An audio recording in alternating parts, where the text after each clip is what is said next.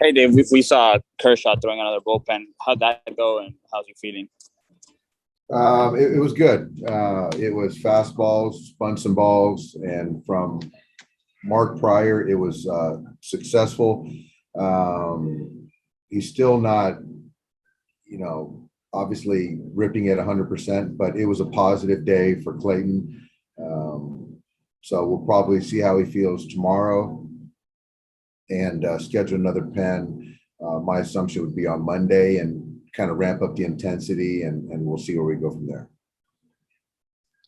It looked like a pretty lengthy bullpen. Was it kind of closer to his normal? I think you said 32 pitch or something like that. That's his normal 32. I don't know the exact number, but I know it was north of 20. And then with Max Muncy, he's not in the lineup again today. How's the kind of the back? It was it's loosened up. So talked to him today, and he said he could be in there, but I just felt that giving him an extra day to then run him 5 in a row makes the most sense. But he'll be available to pinch hit or whatever we need. And last one for me. How do you guys feel like you guys are in terms of pitching? Obviously, you guys activated Andre Jackson before the game.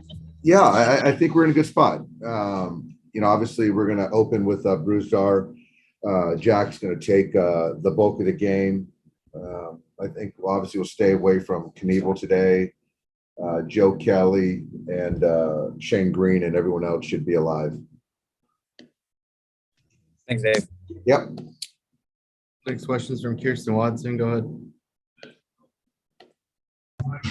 Hey, Dave. With Andre Jackson, from his last outing, what are you looking forward to seeing from him this evening?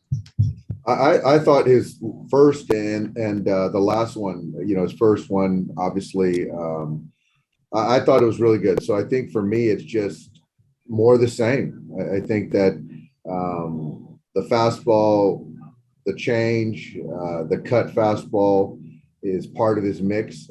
I think certainly be helpful if he can mix in some curveballs,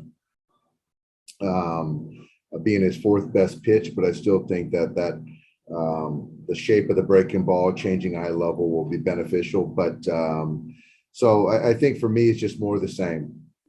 What led to the decision to have Brusdar starting tonight?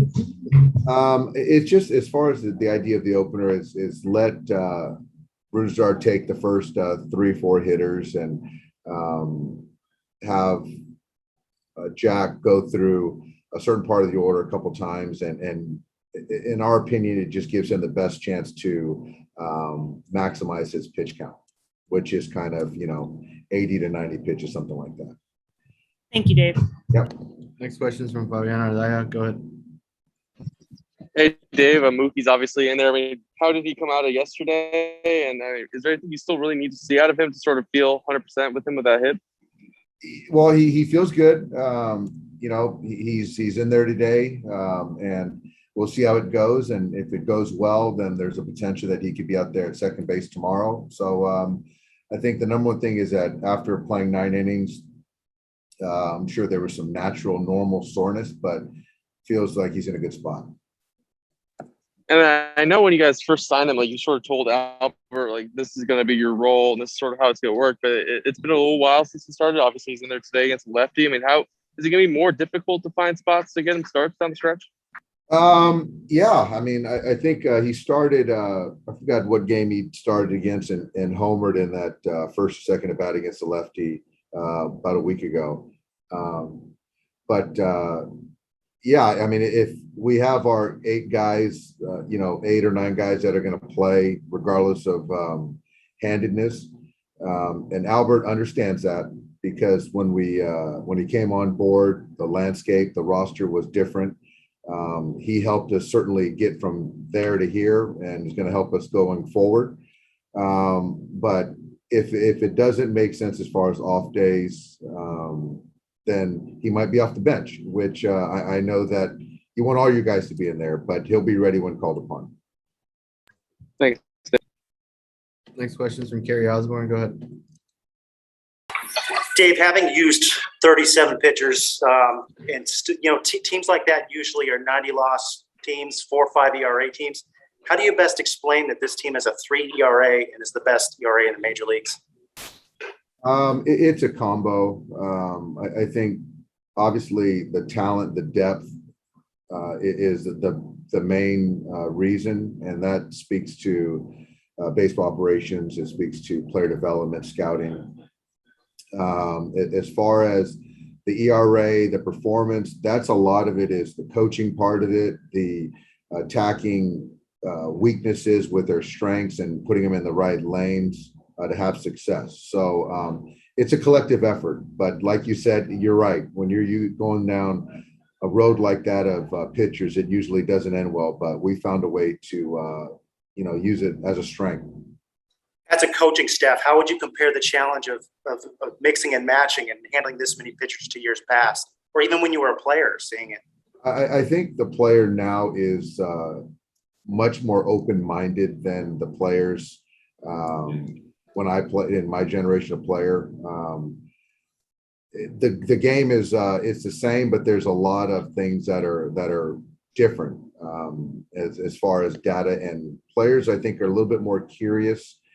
And so to eliminate a bullpen role or whatever and to use them in a certain spot where it benefits them, they understand that and are more open to things like that, or moving guys in the order to benefit that, put them in the best spot against that night's starting pitcher or that bullpen matchup. So it's just, those are the conversations we have daily. And I know my guys in particular are very open to that. Thanks, Dave. Yeah. Next question is from JP Hornstra. Go ahead, JP. Hey, Dave. You mentioned the possibility of Mookie going back to second base. Is the main idea behind that still to reduce the distance he's moving around in the field? Yeah, and I think that to run out to right field every night, to cover the ground out there on a fly ball, ball in the gap, down the line, whatever it might be. So to kind of minimize that a little bit, if there's opportunities that we can get him at second base, I'm going to try to do that. And I wanted to ask you about Andre, because he's one of a few players who didn't have a minor league season last year. And I'm wondering, just from your observations, whether it's him, Mitch White, or anybody you saw in spring training who didn't have a season last year, mostly, if not entirely, have you seen more progress from those guys this year than usual, just because now they've had a minor league season and last year they didn't? I've certainly seen progress, and obviously those guys lost out on a crucial year. I think that we as an organization did a fantastic job of having that secondary site and having these guys take at bats and pitchers log innings, and albeit controlled.